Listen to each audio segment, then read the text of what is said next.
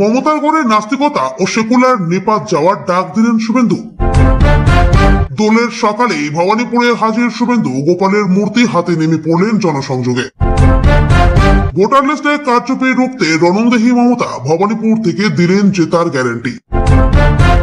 এক ভোটে হলেও ভবানীপুরে আমি জিতব, শুভেন্দুর চ্যালেঞ্জ গ্রহণ করে বললেন মমতা। জয় শ্রীরাম স্লোগানের বদলে জয় মা কালী। বিজেপি সর্বভারতীয় সভাপতি প্রতিশ্রুতি ইসলামপুরকে ঈশ্বরপুর করার। তারাপীঠে মিঠুনের অ্যাকশন পয়েন্ট ধরে ধরে ধুয়ে দিলেন তৃণমূলকে। দেখুন, বাংলার নারী ও যুবকদের জন্য শাহের ঝুলি ভর্তি উপহার। কি কি থাকছে মেগা ঘোষণায়? বাংলায় বিধানসভা ভোটে লড়বে না কংগ্রেস, বড় মন্তব্য মৌসুমের। কলকাতা পুলিশের ওসির বিরুদ্ধে যৌন হেনস্থার অভিযোগ মহিলা সিভিক ভলান্টিয়ারের। কত টাকা দিয়ে বাংলাদেশ থেকে ভারতে অনুপ্রবেশ করেছেন বলে দিলেন মহিলারাই। অমিত শাহ সভায় লাইভ করছিলেন, হঠাৎই বুম রেখে বিজেপিতে যোগ দিলেন রিপাবলিকের সাংবাদিক। ভোটার তালিকা সংশোধন নিয়ে ফের সুপ্রিম কোর্টের ধাক্কা খেল রাজ্য সরকার। আমার মৃত্যু হবে লড়তে লড়তেই, ভোটার তালিকা থেকে নাম বাদ নিয়ে রণক্ষয়ী রক্তক্ষয়ী সংগ্রামের ডাক মমতার। দোলের সকালে বিকট শব্দে কেঁপে উঠল পার্ক স্ট্রিট, হুড়মুড়িয়ে ভেঙে পড়ল 150 বছরের পুরনো বাড়ি। ভূমিকম্পে নড়ে গিয়েছিল বাড়ি ভেঙে ভয়ঙ্কর কাণ্ড পার্ক স্ট্রিটে। প্রতীক পাওয়ার আগেই বদলে গেল হুমায়ুনের দলের নাম। তৃণমূলকে লাথি মারার হুঁশিয়ারি, অনুব্রত কাজলের গড়ে বীর বিক্রমে প্রার্থী দিলেন হুমায়ুন কবির। এবার কি বামেদের সঙ্গে তাহলে জোট পাকা? বীরভূমে পা রেখেই জল্পনার অবসান করে দিলেন হুমায়ুন কবির। পরিকল্পনা করে হুমায়ুন কবিরকে বাবরি মসজিদ ইস্যু তুলে মমতাকে নিশানার সার। দিদির নয় ভাইপোর শাসন হবে, তৃণমূলকে ভোট না দেওয়ার যুক্তি শাহের। শাহের পরিবর্তন যাত্রার মাঠেই পাল্টা সভা অভিষেকের। রায়দিঘিতে বাড়ছে রাজনৈতিক তাপমাত্রা। ভোটের মুখে জোর ধাক্কা নওশাদের। শওকতের হাত ধরে তৃণমূলে ভাঙড়ের আইএসএফ নেতা। নেতাজি ইন্ডোরে পাক দোল উৎসবে ভাঙড়া তালে পা মেলালেন মুখ্যমন্ত্রী মমতা। বাংলায় ভোটের ডিউটি করতে এসে মৃত্যু সিআরপিএফ আধিকারিকের। চাঞ্চল্য বর্ধমানে।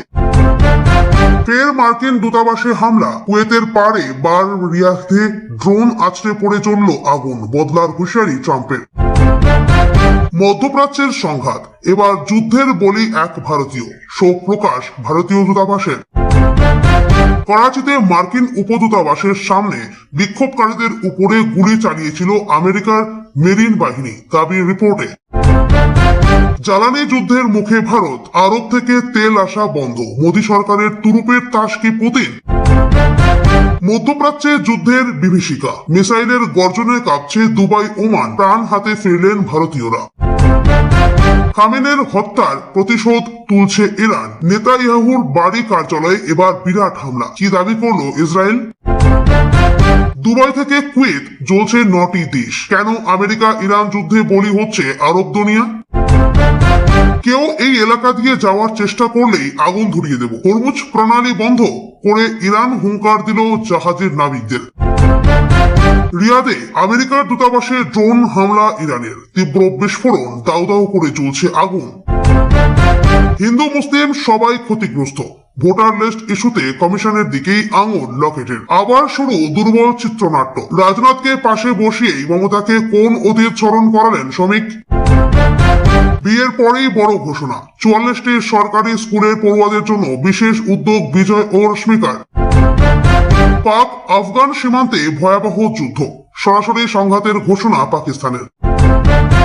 মধ্যপ্রাচ্যে আগ্নেয়গিরি, তেহরানের হৃৎপিণ্ডে মিসাইল 165 জনের মৃত্যুতে স্তব্ধ ইরান।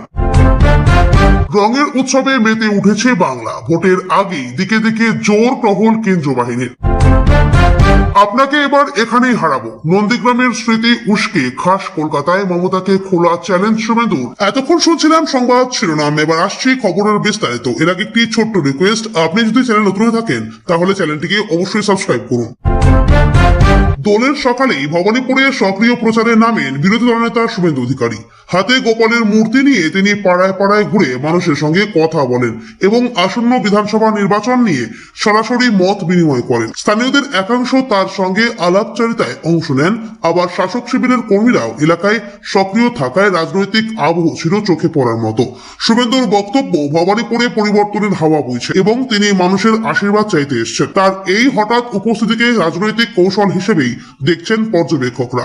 তৃণমূলের পক্ষ থেকে অবশ্য দাবি করা হয়েছে ভবানীপুর মুখ্যমন্ত্রীর শক্ত ঘাঁটি এবং এভাবে প্রচার করে বাস্তবতা বদলানো যাবে না। ভবানীপুরকে কেন্দ্র করে প্রতি চ্যালেঞ্জে সরগরম রাজনীতি। শুভেন্দুর বক্তব্যের জবাবে মুখ্যমন্ত্রী মমতা বন্দ্যোপাধ্যায় স্পষ্ট জানিয়ে দেন, এক ভোটের ব্যবধান হলেও তিনি ভবানীপুর থেকে জিতবেন। তিনি বলেন, এই কেন্দ্রের মানুষের সঙ্গে তার দীর্ঘদিনের সম্পর্ক এবং উন্নয়নের কাজই তার আসল শক্তি। বিরোধীদের উদ্দেশ্যে তিনি কটাক্ষ করে জানান, রাজনৈতিক চ্যালেঞ্জ ছোড়া সহজ, কিন্তু মানুষের আস্থা অর্জন করাই আসল বিষয়। ভবানীপুর এখন কার্যত রাজ্যের সবচেয়ে আলোচিত কেন্দ্র, যেখানে দুই শিবিরই পূর্ণ শক্তিতে নামতে চলেছে। ইসলামপুরে এক সভায় বিজেপির সর্বভারতীয় নেতৃত্বের বক্তব্য ঘিরে নতুন বিতর্ক তৈরি হয়েছে। ধর্মীয় স্লোগান ও সাংস্কৃতিক পরিচয় নিয়ে বক্তব্য রাখতে গিয়ে এলাকায় উন্নয়নের প্রতিশ্রুতিও দেওয়া হয়।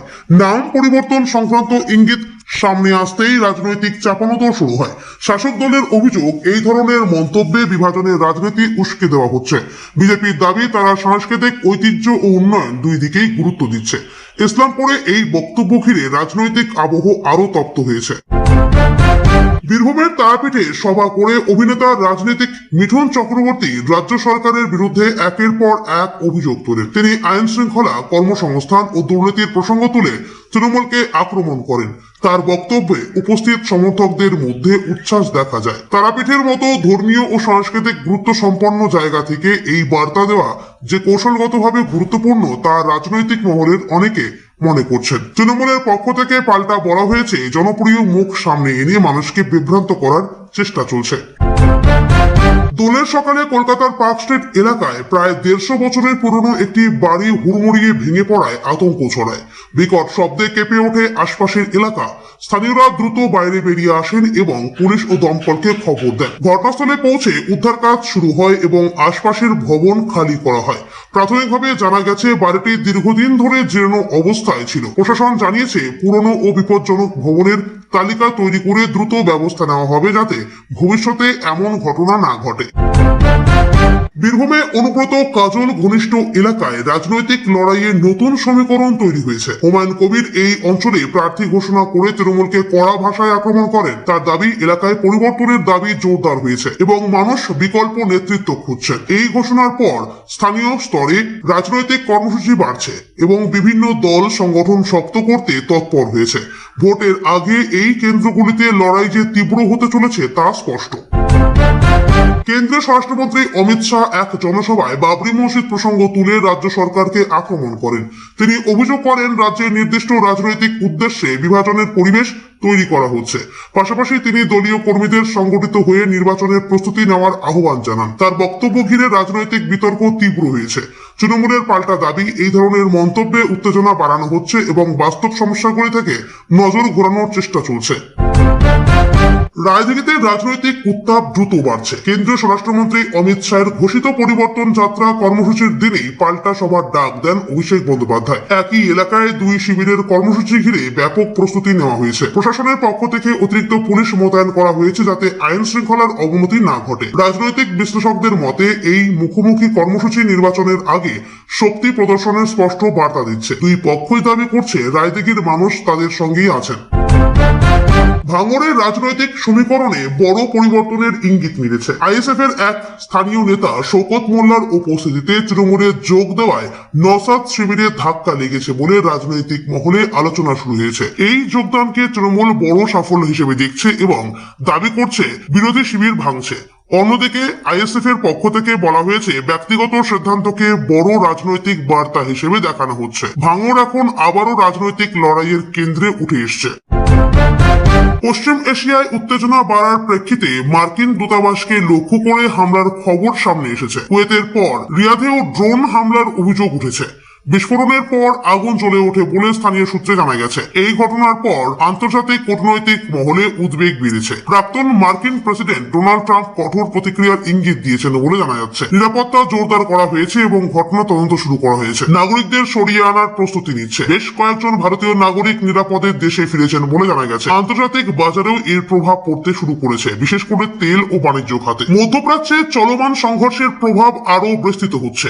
দুবাই ও ওমান অঞ্চলে মিসাইল হামলার আশঙ্কায় সাধারণ মানুষের মধ্যে আতঙ্ক তৈরি হয়েছে। ভারত সরকার পরিস্থিতির ওপর নজর রাখছে এবং প্রয়োজনে ইরান ও ইসরায়েলের সংঘাত নতুন মাত্রা পেয়েছে। ইরানের সর্বোচ্চ নেতা আলী খামেনির হত্যার অভিযোগ ঘিরে প্রতিশোধের হুঁশিয়ারি দেওয়া হয়েছে। ইসরায়েলের প্রধানমন্ত্রী বেনিয়ামিন নেতানিয়াহু এর বাসভবন ও কার্যালয়কে লক্ষ্য করে হামলার আশঙ্কার কথা জানানো হয়েছে। ইসরায়েলের পক্ষ থেকে দাবি করা হয়েছে নিরাপত্তা ব্যবস্থা জোরদার করা হয়েছে এবং যে কোনো পরিস্থিতির মোকাবিলায় তারা প্রস্তুত। পরিস্থিতি ক্রমেই জটিল আকার নিচ্ছে। হরমুজ প্রণালী ঘিরে নতুন করে উত্তেজনা তৈরি হয়েছে। ইরানের তরফে হুঁশিয়ারি দেওয়া হয়েছে নির্দিষ্ট পরিস্থিতিতে এই গুরুত্বপূর্ণ সমুদ্রপথ বন্ধ করে দেওয়া হতে পারে। বিশ্ব বাণিজ্যের বড় অংশ এই পথ দিয়ে হওয়ায় আন্তর্জাতিক মহলে উদ্বেগ বেড়েছে। জাহাজ চলাচল নিয়ন্ত্রণ করা হলে তেলের দাম এবং সরবরাহে বড় প্রভাব পড়তে পারে বলে বিশেষজ্ঞদের মত। বিভিন্ন দেশ পরিস্থিতি পর্যবেক্ষণ করছে। কলকাতায় এক জনসভা থেকে শুভেন্দু অধিকারী মুখ্যমন্ত্রী মমতা বন্দ্যোপাধ্যায়কে সরাসরি চ্যালেঞ্জ ছুড়ে দেন। নন্দীগ্রামে নির্বাচনের স্মৃতি উস্কে দিয়ে তিনি বলেন, এবার কলকাতাতেই তাকে হারানোর লক্ষ্য নিয়েছেন।